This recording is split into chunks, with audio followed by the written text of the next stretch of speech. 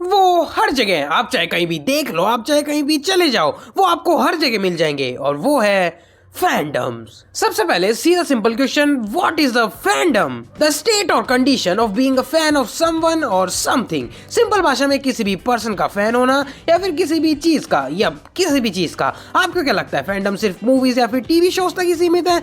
नहीं, डेफिनेटली नहीं। किसी भी चीज से मतलब किसी भी चीज का फैंडम हो सकता है। आप टीवी देखते हो, टीवी के अंदर कुछ भी देखो, उससे फर्क नहीं पड़ता, क्योंकि आपकी टीवी का भी फैंडम हो सकता है। आप गेम्स खेलते हो तो हाँ, गेम्स में भी डिफरेंट डिफरेंट गेम्स के फैंडम्स हैं और वो आपको अच्छे से डिस्क्राइब भी करते हैं। आप कैंडी क्रश खेलते हो तो आप ऐसे दिखते होंगे, वैसे जरूरी तो नहीं है, बट मेरे पड़ोस की आंटी कुछ ऐसी दिखती हैं। आप GTA खेलते हो तो आप ऐसे दिखते होंगे। आप पैकमैन खेलते हो तो आप ऐसे दिखते होंगे। आई मीन ये गेम अभी भी कोई खेलता है? हेलो। गेम के characters, villains, heroes, anti heroes, कोई जगह, कोई सीरीज, कोई डायरेक्टर, कुछ भी, हाँ बस वो पॉपुलर होना चाहिए। कोई 24 सब्सक्राइबर वाला चैनल नहीं। और हाँ, फैंडम्स के भी टाइप्स होते हैं और सही में बहुत सारे, जैसे पर्सन फैंडम जिसमें किसी सेलिब्रिटी और पर्सन को लोग फॉलो करें। ऐसे ही band fandom, theatre fandom, video game fandom, movie fandom, TV show fandom, anime fandom, cartoon fandom. वैसे इन दोनों में कुछ ज्यादा फर्क तो नहीं है। अरे मैं तो मजाक कर रहा था। और ऐसे कई सारे, सही में कई सारे। और इन फैंडम को सिर्फ फैंडम्स ही नहीं कह सकते, क्योंकि अलग अलग फैंडम के आपको अलग अलग नाम देखने को मिल जाएंगे। जैसे हैरी पॉटर के फैंडम को पॉटर हेड्स बोला जाता है, लॉर्ड ऑफ द रिंग के फैंडम को रिंगर्स, और ऐसे कई हैं। और मे बी आप भी इन्हीं में से हो जो किसी पर्टिकुलर मूवी सीरीज के फैन हो। ओके, तो हमें ये पता लग गया कि फैंडम्स क्या होते हैं, फैंडम्स के टाइप्स हमें पता लग गए हैं, पर इन सब की शुरुआत आखिर हुई कहां से? लाइक हर चीज की कहीं ना कहीं से तो शुरुआत आखिर होती है। जैसे बैटमैन की, रॉबर से उसके पेरेंट्स को मारने के बाद जन्म हुआ बैटमैन का, AKA जस्टिस। इससे हमें ये चीज पता लगती है, चाहे कुछ भी हो जाए, आप किसी भी चीज को होने से रोक नहीं सकते, क्योंकि एक स्टोरी लाइन में ब्रूस बैनर मर जाता है तो उसके पापा बैटमैन बन जाते हैं। चाहे कुछ भी हो जाए, गॉथम को जस्टिस मिलकर ही रहेगी। या फिर नहीं, क्योंकि बैटमैन को तो बस रीजन चाहिए आपको मारने का। लाइक आपने गलती से कॉफी के कप में पानी पी लिया तो आपको मार देगा।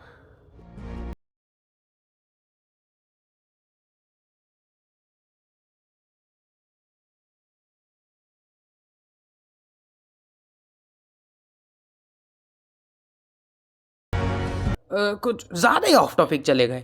तो मैं कहा था, हाँ मैं था, हर चीज की शुरुआत कहीं ना कहीं से होती है, और फैंडम्स की भी। और मैंने खूब ढूंढा, बट मुझे कोई ऐसा ऑफिशियल कुछ मिला नहीं जिससे ये पता लग सके कि कौन सा फैंडम पहले आया था। तो हमें बस ये अज्यूम करना होगा कि 4 वियर्ड लोगों ने मिलकर अपनी फेवरेट चीज पे बात करी और फैंडम बन गया।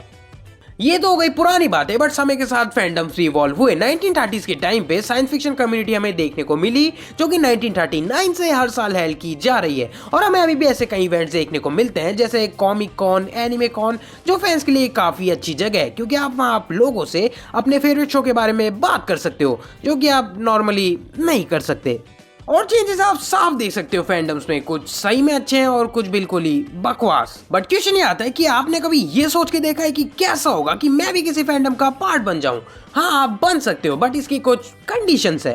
नंबर 1, आपको उस मूवी या फिर सीरीज के बारे में या फिर जो भी वो है उसकी थोड़ी बहुत जानकारी होनी चाहिए। तो आपको मार्वल का फैंडम ज्वाइन करना है। हाँ, तो आपका फेवरेट कैरेक्टर कौन है मार्वल से? मेरा सुपरमैन, और उसका motto with great powers comes great responsibilities. और इसको आज तक कोई नहीं ढूंढ पाया। नंबर 2, बस इतना ही, तुम फैंडम में आ चुके हो। ऑब्वियसली थोड़ी और चीजें हैं, बट मेन तो यही है। पर किसी का भी फैंडम ले लो, चाहे वो फैंडम मार्वल का हो, DC का हो, या चाहे किसी का भी, बट वो फैंडम आपको बहुत कुछ बता देता है कि आपको अंदर कैसे फैंस मिलने वाले हैं उस शो के या फिर मूवी ट्रोलॉजी के। जैसे हैरी पॉटर, मुझे इतना पता है हैरी पॉटर का फैंडम काफी चिल है, और मे बी मैं इतना डीप गया नहीं। और सीरीज के इतने टाइम बाद भी फैंस इसे भूले नहीं है। ऑल्दो मूवी से पहले हैरी पॉटर की बुक भी फेमस थी, Harry Potter and the philosopher stone, जो कि जून 1997 में रिलीज हुई थी। और जैसे ही बुक्स को सक्सेस मिली, वैसे ही बुक्स की मूवी एडेप्टेशन भी बहुत ज्यादा पॉपुलर हुई, और हैरी पॉटर का फैन बेस मानो आसमान छू गया। और हैरी पॉटर जैसा मैजिक कोई मूवी नहीं चला पाई, क्योंकि कई मूवीज आई जिनको आप एक बार में ही देख के पहचान जाओगे, ये तो हैरी पॉटर जैसी लग रही है, या फिर उससे भी बुरी। दिमाग है, बहुत मजा आएगा। नहीं बट कोई भी वैसी नहीं थी जैसी हैरी पॉटर। हाँ, यहाँ कुछ अच्छे एग्जाम्पल्स भी हैं जैसे वेडनेसडे, जो कि मुझे काफ़ी अच्छी लगी थी। मैं सीरीज की बात कर रहा हूँ। और जब मैंने पहली बार ये मूवी देखी थी तब मैंने हैरी पॉटर के पहले 3 पार्ट 2 ही दिन में देख लिए थे, और तब तो गर्मियों की छुट्टियां चालू थी और आपके बेस्ट टाइम के साथ कोई चीज जुड़ जाए तो उससे लगाव हो जाता है। और ये तो हैरी पॉटर है, आई मीन किसे पसंद नहीं आएगी। एक जादू सिखाने वाला स्कूल जहाँ पे आप उड़ती हुई झाड़ू से क्विडिच खेल सकते हो, जहाँ पे 3 मुंह वाला कुत्ता भी रहता है और आपके स्कूल की रक्षा डेमेंटोर्स करते हैं, जहाँ पे हर साल सबसे पावरफुल विलेन आप पे हमला भी करता है। शायद मुझे हॉगवर्ड में जाने से पहले एक बार सोचना होगा, क्योंकि बिना प्लॉट आर्मर के आप यहाँ सरवाइव नहीं कर सकते। I mean Harry Potter is a good character क्योंकि आप उससे रिलेट कर सकते हो, एक्सेप्ट कि हैरी पॉटर को लोग जानते थे। फिर सीरीज एंड हुई बट फैंस का प्यार अभी भी है। बट आपको एक चीज बता दूं कि हर सिक्के के 2 पहलू होते हैं। तो हाँ, अब मैं बात करूंगा the good and the bad side of fandoms. तो शुरुआत ही करते हैं एनीमे से। ओके हाँ, मैं भी एनीमे देखता हूँ और मुझे भी पसंद है एनीमे देखना, बट एनीमे में भी आपको काफी भयंकर फैंडम्स देखने को मिल जाएंगे। अगर आप एनीमे बस इंजॉयमेंट, टाइम पास या गुड स्टोरी के लिए देखते हो तो ठीक है, बट कुछ फैंस इसे कुछ ज्यादा ही सीरियसली ले लेते हैं। तो इसे हम लेवल से समझते हैं। Level 1 normal fan, level 2 decent fan जो कि थोड़ी वियर्ड चीजें करते हैं, लेवल 3 जहाँ चीजें थोड़ी वियर्ड होना चालू हो जाती है, लेवल 4 जहाँ पे चीजें कुछ ज्यादा ही वियर्ड हो जाती है, लेवल 5 लास्ट स्टेज, अगर इस पे कोई है तो उसे कोई नहीं बचा सकता। तो मैं था एनीमे पे। आई मीन एनीमे पहले से ही बहुत ज्यादा वियर्ड है, बिना कॉन्टेक्स्ट के देखोगे तो आपको कुछ सीन समझ में भी नहीं आएंगे, लाइक बाकी का ये वाला सीन। मैंने अभी तक बाकी नहीं देखी, बट व्हाट द हेल। और ऐसा जरूरी नहीं है कि एनीमे अच्छी हो तो उसका फैंडम भी अच्छा होगा।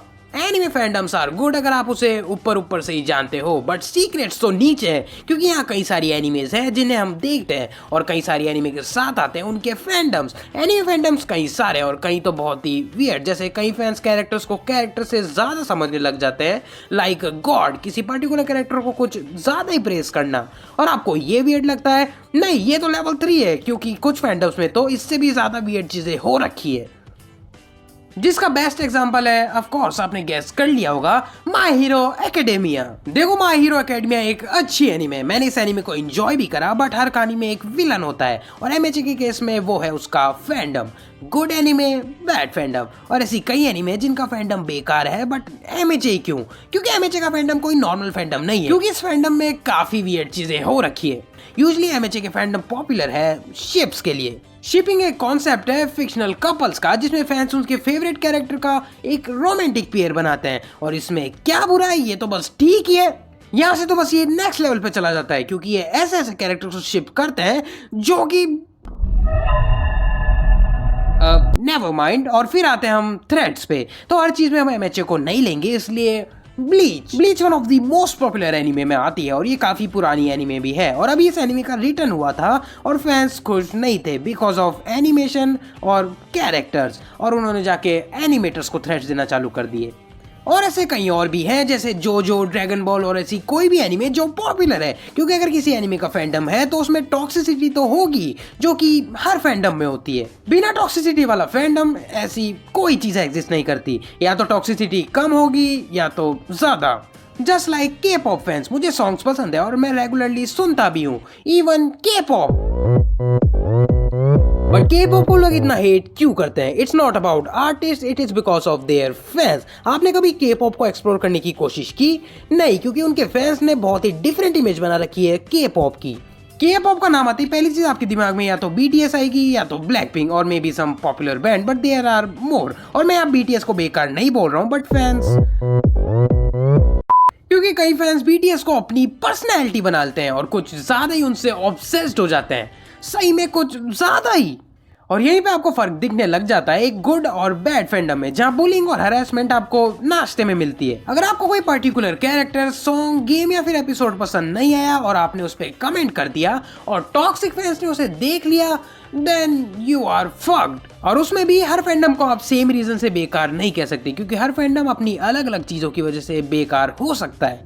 जैसे एमएचए का फैंडम बदनाम है अपने शिप्स और फैन फिक्शन की वजह से, के पॉप का इसलिए क्योंकि उनके फैन कुछ ज्यादा ही ऑब्सेस्ड है उनसे, और सो ऑन। और फिर आता है लेवल 5 का फैंडम, और कसम से ये इससे बुरा नहीं जा सकता। मूवी की कास्ट फैंस को पसंद ना आने की वजह से आपको डेथ थ्रेट्स मिलना, और आपके ओपिनियंस और चॉइस डिफरेंट होने की वजह से आपको बुली करना, और इससे भी बहुत ही वियर्ड और क्रीपी चीजें हैं। बट वो कहते हैं ना, कुछ चीजों से अनजान ही रहा जाए तो ज्यादा अच्छा।